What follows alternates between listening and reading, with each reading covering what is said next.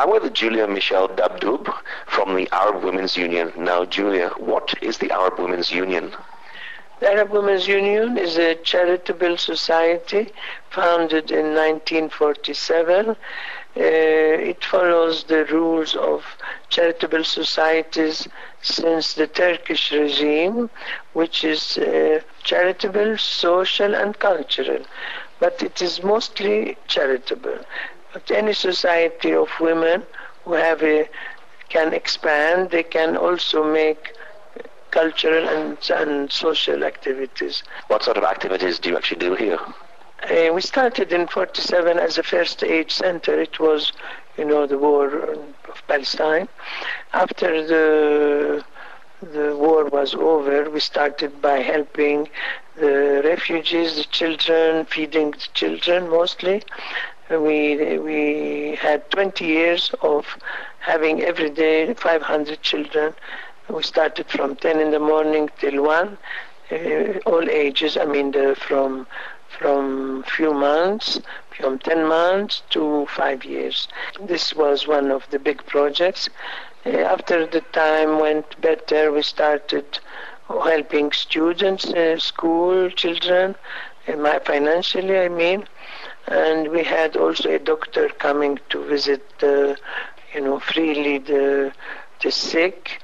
And we started making cultural activities. And we always did special donations, help for the children on the feast of Christmas and Ramadan.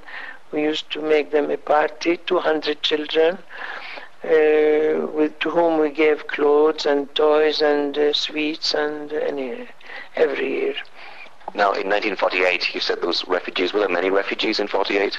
Yes, of course. The refugees that came at that time were installed in the Dheisheh camp, in the Azza and Aida, where they are still there. The three camps did not move. The refugees that came, they are helped by the UNRWA, but they stayed because the United Nations has agreed of the return. So this is why they stayed with the encouragement, let's say, and help of maybe the UNRWA and others, that they have the right to come back to their land.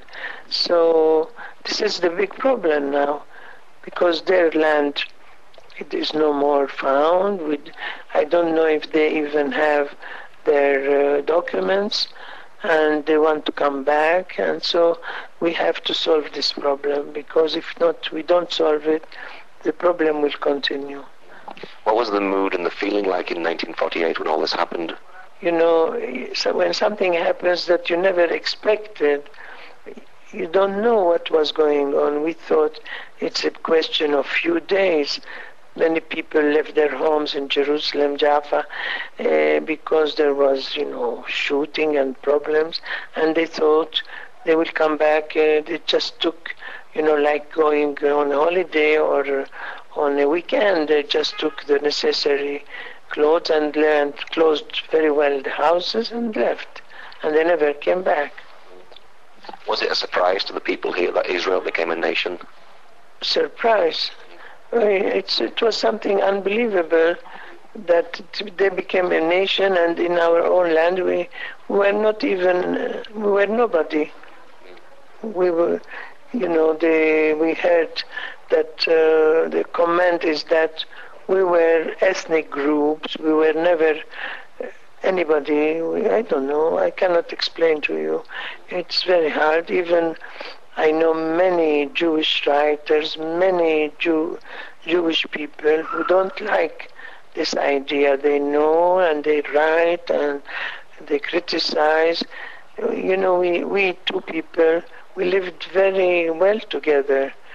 I was married already in 46. I know very well Jerusalem and Jaffa and Tel Aviv, and I knew some, of course, Jewish people. We were doing very well. We should have continued together to be in this country, not to want to eliminate the other. And we still, when we meet a Jewish person, we feel we have something in common. We don't hate them as Jewish. We have nothing against them except for the politics, the political side. Now here at the centre you have embroidery. Embroidery is important, and I can see some beautiful embroidery here. When was the embroidery project started, and why was it started? We started in 1967, after the war. We felt that we really lost everything. The only thing we kept is our tradition, our culture. So we started copying what was already done by our people. This is how we started this museum. It's because we wanted to keep to our, let's say, children and grandchildren, our history, our belonging, our tradition, our identity. So you obviously have women coming here to work on the embroidery. Do they work in their homes? Do they work in a factory? How do they do this?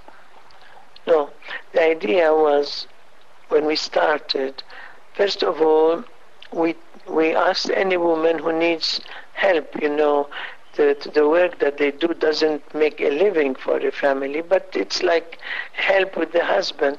The woman, we are very conservative. We like that the woman keeps, especially when she doesn't have the facility of having maids and so she has to take care of her home, her cooking, her children, even her in-laws. Most of the families used to live with the father and mother, we still are. And we thought that while the women are among their family, in their leisure time, they can embroider. So every day, every week, they come here. We give them first of all, we teach them, then we give them a quantity of embroidery. They can disappear for one month or 2 weeks or 2 months. It depends how much we give them work. And they do it in their homes. When they come back, depends on how much material, how much thread they use. We pay them by ball, the balls of thread, how much each one. So this is how they are paid. And we used to have 250 when we used to be able to go to make expositions in Amman or in Kuwait. Now, as we are nearly surrounded by a wall in Bethlehem, to go out, we need a permit, and to go out in Jordan, we need to go through very narrow roads and very long way, and to pass, at the place of taking 1 hour and 15 minutes to reach Amman, it will take us sometimes 6-7 hours to reach. So we don't go anymore to make exhibition outside Bethlehem. So we have now around 100 women working. We have some tourists. We export the embroidery, but we still are our aim is to copy always the traditional embroidery, the traditional colors, the traditional designs. So as we want to keep our history, let's say, tradition. Now, also in keeping with the history, you have 2 traditional houses here in Bethlehem. What sort of things will you find there in these 2 houses? So you go in from the first part. It's like entering a house, let's say 100 years ago. The cushions, the carpets, the brass, the kitchen, the photographs are of most of them are older than 70 or 80 years. And we have a kitchen, big kitchen, where you have all the utensils that are not used anymore, most of them in brass, beautiful big pots. And then we have a room where we expose the dresses and jewels. And one of the rooms, which was built in the end of the 19th century, it is the period where these people started to copy Europe. There is a bed brass bed, a nice bed cover, embroideries, European embroideries, some photographs. So this is where it shows the people in Bethlehem from 1900 to 1932. Do you have a well in the kitchen? Yes, we have two wells. One in the kitchen, one outside the house. A well is the most important thing in a house. Before building a house, they used to care for the well, which they are not doing anymore. Lack of water. We have problems all the year. People sometimes they stay 1 week without water. So I myself, if I was a mayor of Bethlehem or any place, I would not give a permit of building without obliging to make a well. A well is so important. Sometimes we have rain for, let's say, a whole day where you can fill a well. It's a pity that this water is lost like this. And we, in the country, even in Israel now, they are suffering lack of water because they use more than us, gardens and swimming pools and all the luxury that we are not really having. Now, Jesus was born here in Bethlehem, and his father Joseph was obviously from here as well. What would his house have been like here in Bethlehem? As I told you, the room that we have, the house that we have, I'm sure it is the same style of house, and it may be very old. We have no age of this house. We bought it of an old lady. She lived in all alone. Special part, which is one room hewn in the rock where the domestic animals lived. On top of it, there is the only room where the family lived. Between the two rooms, there is an opening with a grillage. I don't know how you call it. It's open.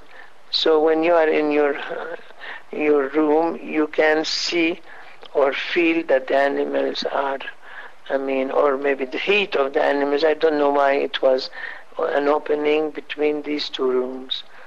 And later, the room which I'm telling you about, which was, let's say, a bit European, this was the end of the 19th century. People starting sleeping on a bed, not on the floor, or sitting on a chair, as you would see in this room. So in Jesus' time, the animals would be at the bottom, and then high above would be the family, and they'd get all the heat from the animals and everything. Now you have a museum here of the history of the city of Bethlehem. When was that started? In 72. We started, we had bought this house where we are now. This is where we ended by having these children coming for lunch every day, because it's in the center, it's near the Nativity. Most of the schools are all around, the Franciscans, the St. Joseph, and the government school, and the children used to come on foot. It's two steps around. So the part down was abandoned. And one day I told the lady, why don't we restore it and collect old things that our children and grandchildren will never see. And it was an excitement. They started naming things, like sort of jars and of cupboards where they kept the corn or, dried figs, things that are not found anymore and we don't know about. So the excitement came, and we went to the houses in Bethlehem. In each house, we told them what we are going to do, and they really gave us what they had, and they said, oh, you should have come before. I had this sort, I threw it away, or I gave it to the washwoman, or, So we took whatever they gave us, and we put it here, and each object we have is written in the name of the donor and the age. And after a few years, people started calling it the museum, because we just called it our old Bethlehem home. We didn't think of a museum. It was just to expose whatever we had. And then in 1982, a French museologist came to Jerusalem to restore the Islamic Museum.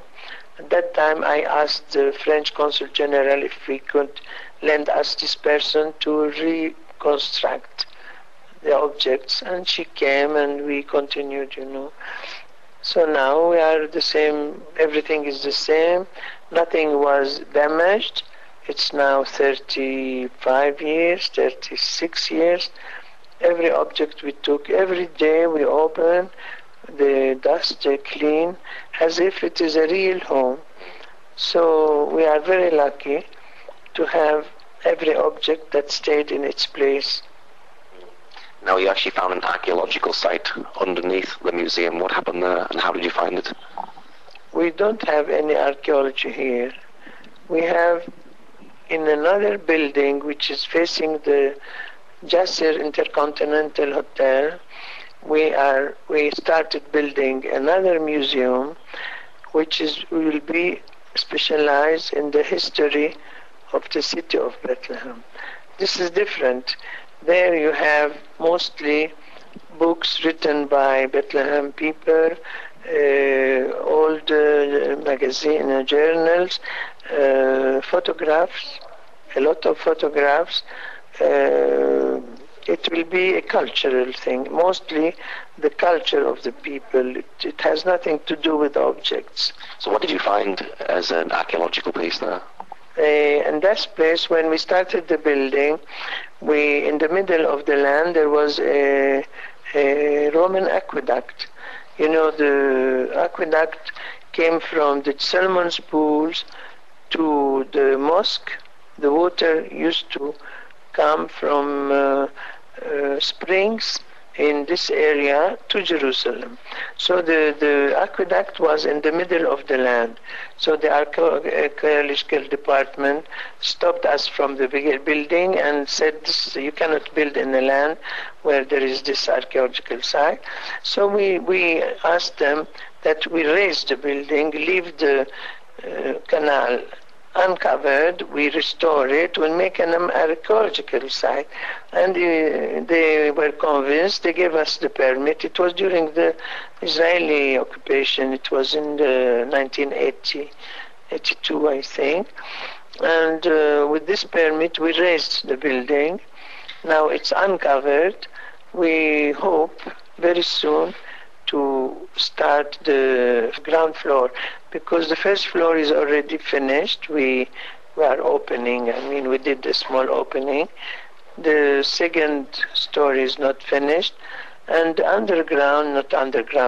first floor, where there is the canal, this will be the important part, which will be an archaeological history of the canal, who did it, how it was functioning, who restored it. It's a big thing, important, but nobody cared for it for the moment. So is Bethlehem an important city today? I think Bethlehem has been very important to the whole world always. When we travel and we say we are from Bethlehem, it's very funny to hear the comments.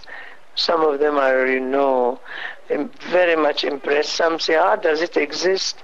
We thought it was a legend, and all things like that. How long have you lived in Bethlehem? I'm from Bethlehem.